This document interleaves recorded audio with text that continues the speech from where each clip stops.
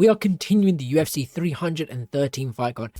Pereira versus Magomed Ankalaev. Let's get right into it. But remember, this Saturday is going to be one of the last live watch parties for a little bit. I will be returning to watch parties, and who knows, maybe I don't disappear from watch parties, possibly just disappearing for a little bit. But until then, let's enjoy this stream of UFC 313 this Saturday. Catch me there. Let's get right into today's video. We have Jalin Turner versus Ignacio Bahamondes. Bahamondes is 16-5. His country is Chile. He stands at 6 foot 3 inches tall. He weighed at 156 pounds in his last win. Has a reach of 75.5 inches and a leg reach of 42 inches. While Jalin Turner, on the other hand, is 14-8. His country is United States. He stands at 6 foot 3 inches tall as well. Weighed at 155.5 pounds in his last win. He has a reach of 77 inches and a leg reach of 46 inches. So Jalin Turner has a 4-inch leg reach advantage, a 1.5-inch reach advantage. Our height stand at the exact same. The weight is going to be at the lightweight bout limit, hopefully, as long as these two weigh in properly. And who has the more experience here? Jalin Turner by 1 fight, which is nothing. Jalin Turner does have more losses on his record, while Bahamondes doesn't have as many, but he has more wins. But let's move on to win bias to see how they've got it done in their previous fight. But very quickly, I almost forgot. The reach. It's quite close. It's a 1.5 inch. It's nothing too significant. No distance here. Although Jalin Turner's arms do look a tiny bit longer in the picture, I think Jalin Turner should definitely use his reach. He does very well at that. And let's move on to win bias. With Jalin Turner having a 71% KO TKO, 29% submission, 0% decision with an average fight time sitting at 7 minutes and a knockdown average of 1. While Ignacio has a 69% KO TKO, 6% submission, 25% decision with an average fight time sitting at 11 minutes and a knockdown average of 1 as well. Now, basing off their previous fights, yes, they both had 1 knockdown average, but Jalin Turner had the higher average of that. He had above 1, not just 1, while Ignacio had only just barely under 1, where it would consider that he's still got 1. And he's still got knockdowns. There's evidence there, he's still got knockdowns. Average fight time, I personally don't really care for who's been in there for how long. It doesn't matter how long you've been in there for. It depends on skill level here. And Ignacio has the less knockouts because he has more decisions. Also, he has less submissions. While Jalin Turner has never seen a decision win, he has seen decisions, but he hasn't won by a decision. He's either knocked out his opponents or submitted them. Now, already, based off of these two stats, I feel it's going to be a brawl on the feet. I feel like these two will strike, and it's going to be a very exciting fight on the feet. But let's move on to one more bit of win by stats before we move on to anything else. We're going to start with Jalin Turner here. Jalin Turner has 10 wins by knockout, 4 wins by submission, 0 wins by decision. He has 4 losses by decision, 0 losses by submission, and 4 losses by KO and TKO. He has 7 wins in the UFC and 5 losses in the UFC. He had 2 wins in Bellator and 1 win in the Contender Series. His last loss was against Renato Moicano, who TKO'd him, which was almost a year ago. He beat King Green. Bobby Green, if you don't know, has changed his name to King Green. Bobby Green in round 1 by knockout. Then he lost to a split decision by Dan Hooker. Then Mateusz Gamrot beat him by a split decision. And then he went on a 5-fight win streak here by ground and pound, rear naked choke, right hook to ground, and mounted guillotine. His most common wins are by knockout or by submission, but recently it has been knockout. Well, I can't really say that because if you look at his past 4, his last one, yes, he got the knockout. His last win, he got the knockout. Then before that, Brad Riddell, he got the mounted guillotine. Then before that, he got a knockout. Before that, he got rear naked choke, and then before that, he got rear naked choke.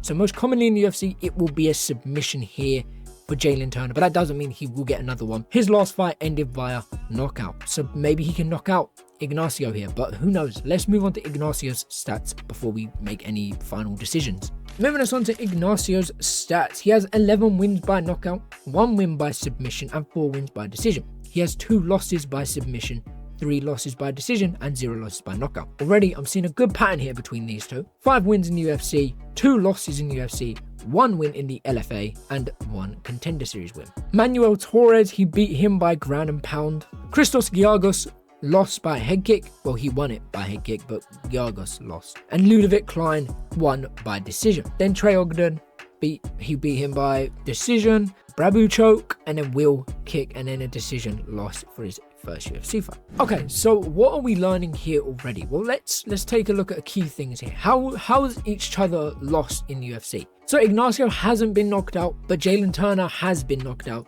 and Ignacio has been submitted while Jalin Turner hasn't been submitted. So already it makes me a little bit cautious on Jalin Turner striking, because there is a chance where he does get knocked out. There is a chance where Ignacio, who has been submitted, so there's a game plan opening for both guys here. Ignacio, go for that knockout. Try and knock him out. Jalin Turner, you do have a high submission average and a high, well, I can't say average. You do have a high submission percentage, so go for them submissions.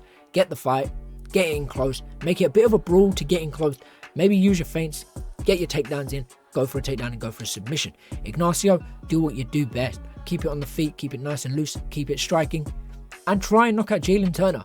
Let's move on to significant strikes to see how they performed on the feet in their previous fights. Ignacio had an average of 7 punches landed per minute, a 47% significant strike percentage, an average of 4 punches absorbed per minute with a defense of 57%. While Jalin Turner, on the other hand, had an average of 6 punches landed per minute, 48% significant strikes, an average of 5 punches absorbed per minute with a defense of 41%. Now for strikers between these two, significant strikes percentage could be better between these two, but their landing per minute, which means their output, is quite high. It's pretty good. That's good. That's what you want to see. Between these two, this is what you want to see. Absorbing, fair enough. You can absorb quite a bit. You do absorb a bit.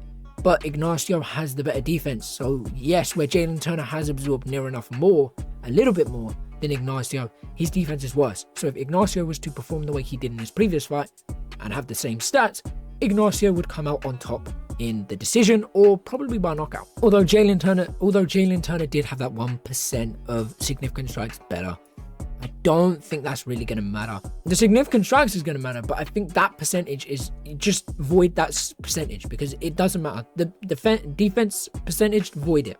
And especially looking at Ignacio, look at his stats. He's gonna strike. He's gonna try and keep it on the feet. He's gonna struggle with the range, because he does have a 1.5 inch difference, but it's not gonna really matter too much.